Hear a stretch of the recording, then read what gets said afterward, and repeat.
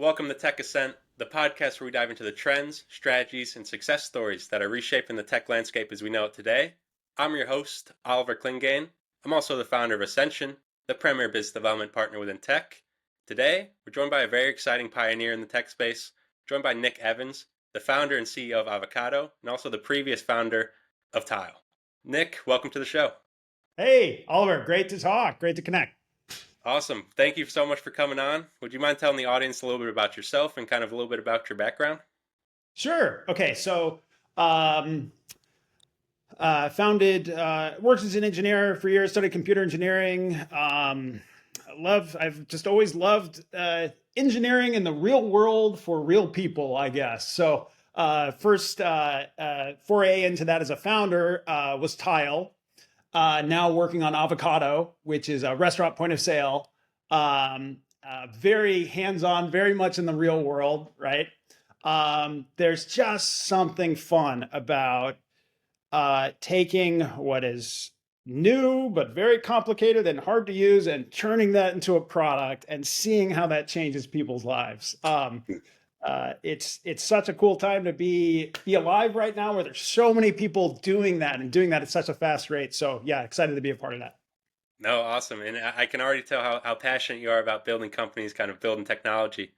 What made you want to get into this space? What made you want to start your own business? I mean, there wasn't something that made me, I guess. It was just like, I don't know, like as a kid, if you're lucky, as a kid, those things that you really are passionate about, really excited about, show up early on. And I think definitely like that definitely happens for really technical people, or people, nerdy people, people that are, when I discovered programming, QBasic, just the power that I felt that I could just build anything, and as a kid wanted to be like an inventor, right? Hmm. And there's just something about gadgets that I loved. I just had the strong desire to put things out into the world, right? And and because it's cool to build businesses and for people to notice and to change lives, but there's also just this like innate, it's like I just love the stuff. Like I love building something that you push a button and it does something, right? Like there's just deep down desire, right? Hmm. And the world we're in, and maybe in any world in history, uh the maybe the ultimate way to do that, or the way to really realize some of these things you want to do, is to build a company, right? um it's just like kind of the natural direction, that if you have these things that you desire to do, that's just kind of what you do, right? um Certainly working at a company, you get to work on these things, but to really craft things and be in charge of what you're putting out there. Of course, you go and start things, you get excited about it, you get people together that feel similarly, and you go and build. Hmm. No, it's awesome. It's awesome. And so you founded one company, Tile. You've started a second company, Avocado. What's the mission behind Avocado? What do you guys do in the day to day? Yeah, okay, so the mission, you know, when when we started this, I mean, I was looking, there's just so many things you can work on and so many things that are just broken. And there was something about how broken restaurant point of sales were, as like specific as that was. Um, I mean, you go to any restaurant and you ask the owner or the workers, hey, do you love your point of sale? It's like most of them are like, yeah, I don't know, it works. And some of them are like, I hate it, right? Hmm. Like, how is how is this not a solved problem? And the more I dug into it, it's like you look at the design of some of these, and it's like, this is awful. This is terrible. Like that whole thing in you that maybe is like rooted in you want to fix something because someone else couldn't do it or whatever. It just ended up turning into this big thing where it's like we realize this is a huge industry. We realize no one's particularly happy. Like, what are the reasons for that?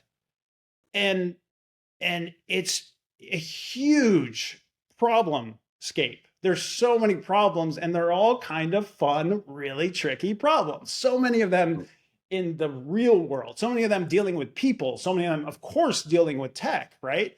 And it's just this big, hairy problem, and we just want to solve it, be the person that solves it. It is a flooded market with so many point of sale options, right? And so the obvious thought is, well, this is really hard. There's too many competitors, right? To me, it's like it's not been solved. There should not be so many. Like, why Hmm. are there so many?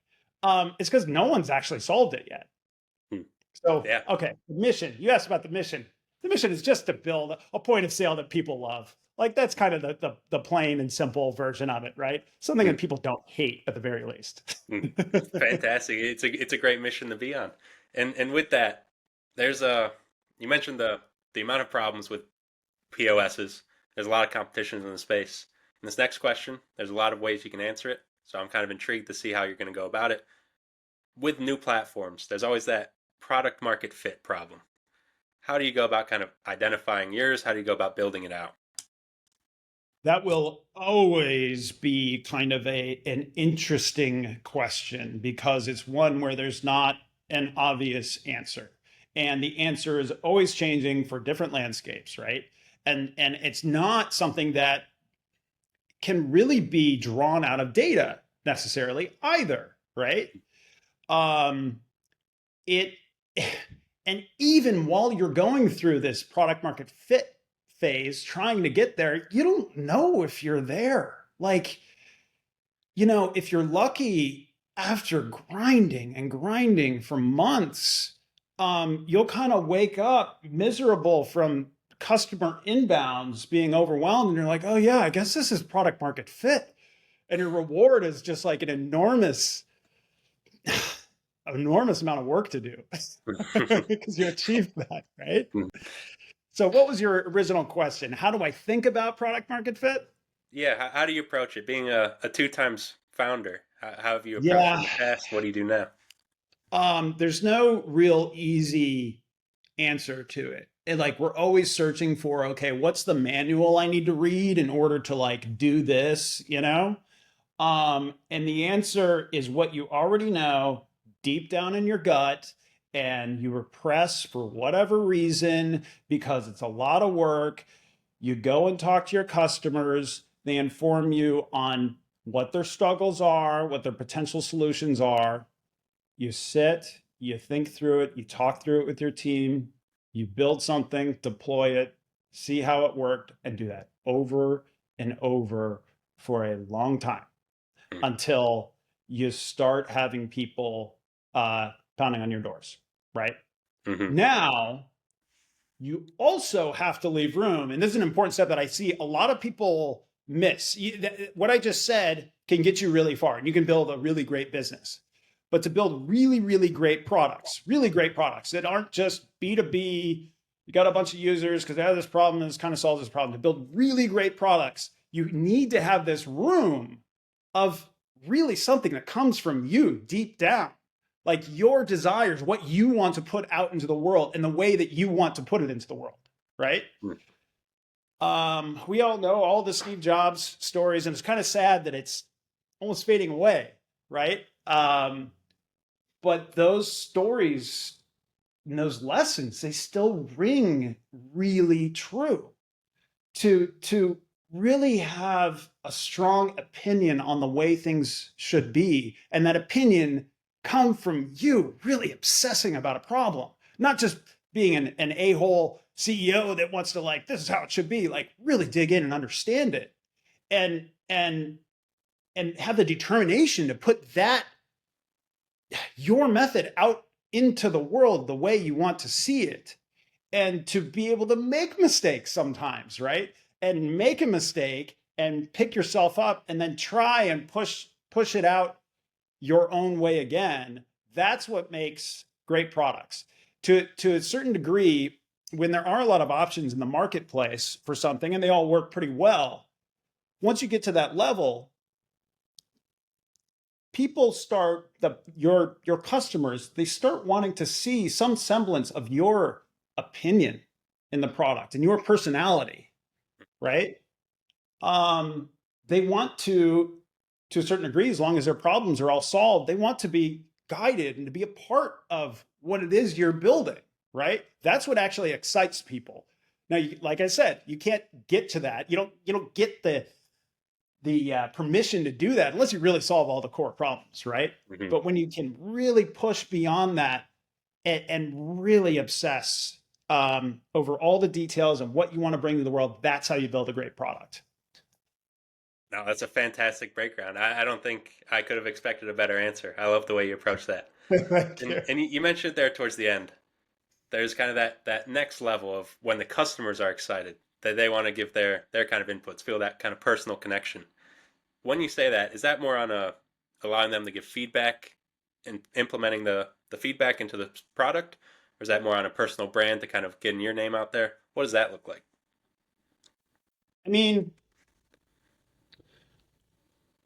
it goes beyond their feedback to a degree. Like the feedback is really important. Like you don't want to have some cool pet project that you put in there and your customers have been telling you that they need this for, a couple months and then you show up with something that's like unrelated. It's like an FU to them. Mm-hmm. Like I was just telling you about a real problem I have, right? Um, but it's more about understanding the problem, being creative and innovative, and and they're sitting there expecting, 5 out of 5 delivery, and you give them a 7 out of 5, an 8 out of 5 that just kind of blows them away, right? You'll never get there if all you do is listen to their feedback and then solve those problems. You really have to deeply understand, where did that problem come from? How did they get to the state that they're in when they're frustrated with this? What is their mental state there? What would get them really excited? What would really give them relief and excitement about your product? You have to dig in and go beyond just their feedback. Mm-hmm. No, perfect, perfect, perfect. And Nick, with that, digging in beyond their feedback, what's the value of relationships in business? Maybe not necessarily just for Avocado. You've been in the space for a long time, multi-founder, CEO. How powerful are relationships nowadays? I actually used to like really not value relationships. Like, shouldn't everyone just like, whoever builds the best product, like that's what people should buy, and like who cares? Um, and I don't know, the older I get, or maybe working in the restaurant industry, the more I'm seeing the power of relationships, the more I'm seeing certain sectors of people, the more they want to associate with an individual rather than a brand or a company. I don't know if that's something that's changed. It seems like it's maybe changed, right? Hmm. Where just everything's so automated. People want who's the human behind this? Um, and I think there's a lot of value in that.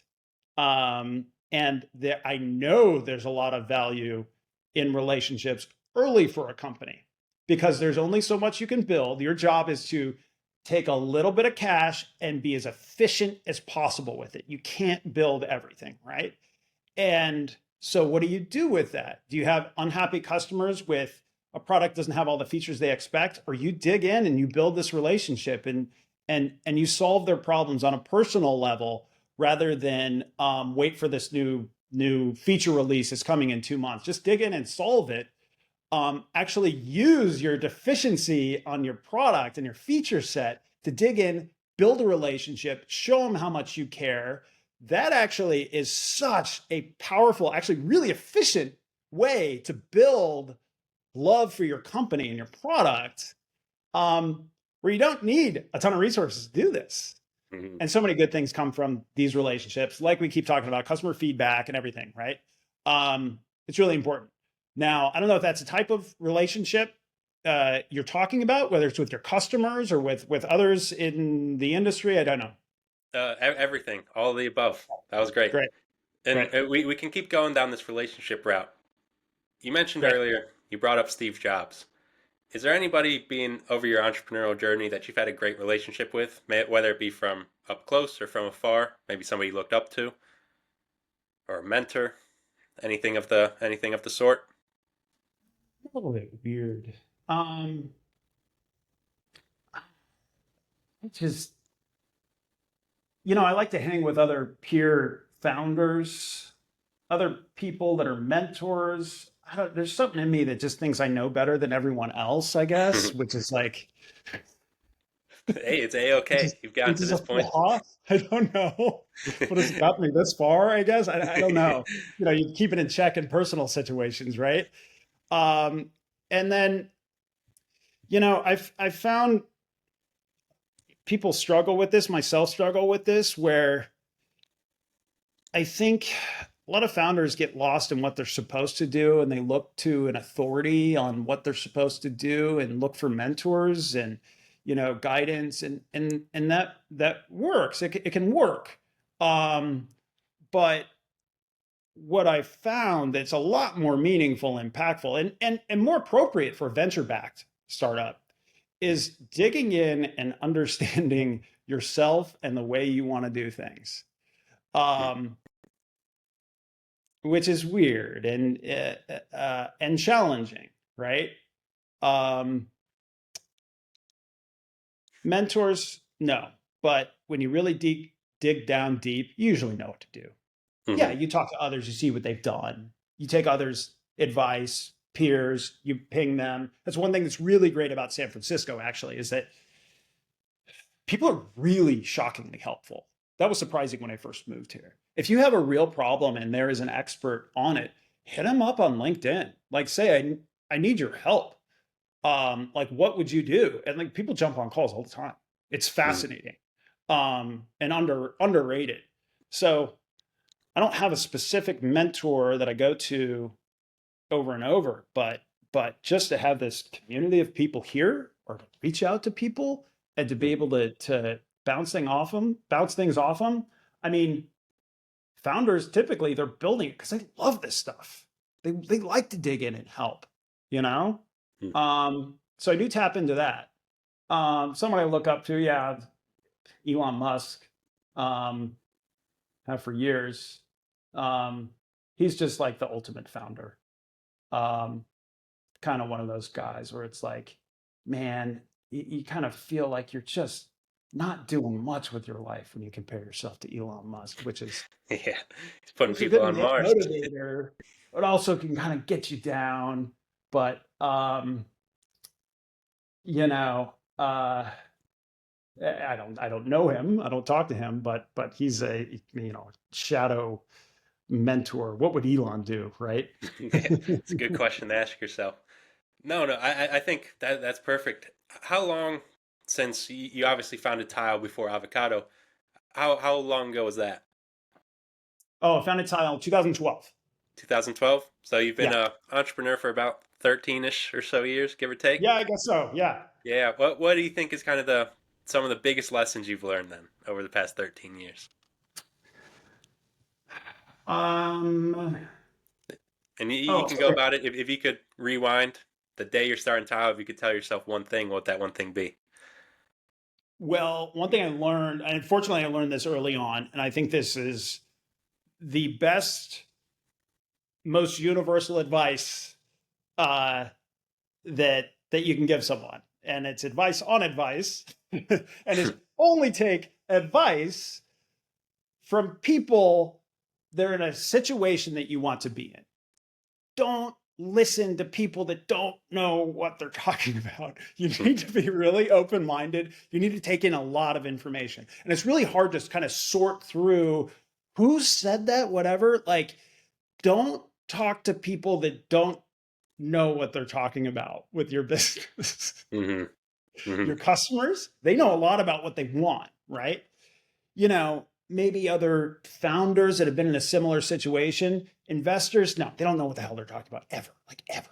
Um, um, People in the industry, maybe, right? But like really think about who you take advice from. Um, and once you kind of force yourself to do that, it becomes clear who you should talk to. Like I was saying before, with like being able to reach out to anyone on LinkedIn, like I could really use people respond to that. I could really use your advice on this. Like this is a current problem I have. If you have a problem and you think others have gone through it, think about who is the one person in the world or a list of 10 people that would be the best to talk to, and reach out to them and ask.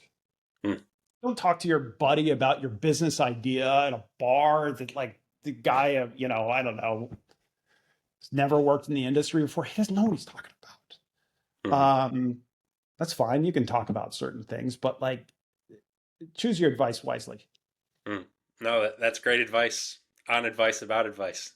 Just overall great advice. And Nick, I really appreciate you dropping that gem. So we can start to wrap it up here. Obviously, started in the industry, been in here a while. Moving forward, what's the goal with Avocado? What's the goal? What's the vision?